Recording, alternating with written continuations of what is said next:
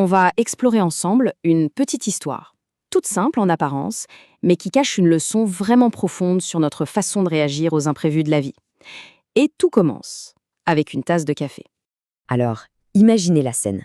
Un enseignant, un groupe d'étudiants et une question. Une toute petite question qui va lancer toute la réflexion. Et là voilà, cette fameuse question. Prenez un instant pour y penser. Une personne tient une tasse de café, quelqu'un la bouscule, et hop, ça déborde. Pourquoi? La réponse a l'air évidente, non? Voyons un peu ce qu'ont répondu les étudiants. Ce qui est fascinant, c'est que leurs premières réactions, elles sont toutes tournées vers l'extérieur, vers ce qui vient de se passer. La première réponse, c'est la plus directe, celle qui vient tout de suite à l'esprit. L'attention est mise sur la cause externe. La bousculade est vue comme la seule et unique raison du problème. Une autre réponse, tout aussi logique d'ailleurs. La bousculade a eu une conséquence physique, la perte d'équilibre. On reste concentré sur la réaction immédiate à l'événement extérieur. Et enfin, il y a l'effet de surprise. Le choc n'était pas attendu, c'est donc lui le coupable. Encore une fois, c'est une explication tout à fait valable, mais qui pointe du doigt un facteur extérieur. Et là, l'enseignant reconnaît que toutes ces réponses sont justes, d'une certaine manière, mais il suggère qu'elles ratent le point le plus important. La vraie réponse est ailleurs.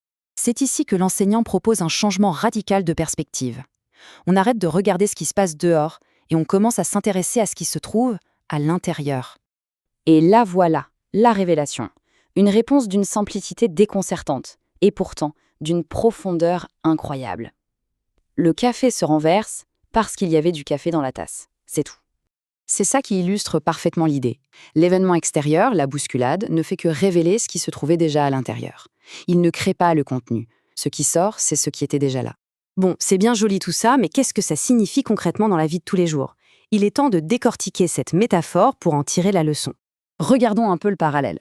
La tasse, c'est chacun de nous. Le café, c'est tout ce qu'on porte à l'intérieur, nos pensées, nos émotions, nos réactions habituelles. Et la bousculade, c'est la vie, tout simplement. Les défis, les critiques, les difficultés. Voilà donc le principe de base. La vie va nous bousculer. C'est une certitude, personne n'y échappe. La seule chose sur laquelle on a vraiment le contrôle, c'est le contenu de notre propre tasse. Ce qu'on cultive à l'intérieur, c'est ce qui va déborder sous la pression. Est-ce qu'on remplit sa tasse de colère et de frustration, ou plutôt de paix et de joie? C'est un choix de tous les jours.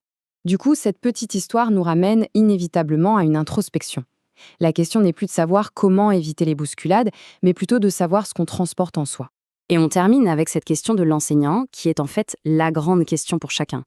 La prochaine fois que la vie nous bouscule, parce qu'il y aura une prochaine fois, que se renversera-t-il? Qu'y a-t-il dans notre tasse, là, maintenant?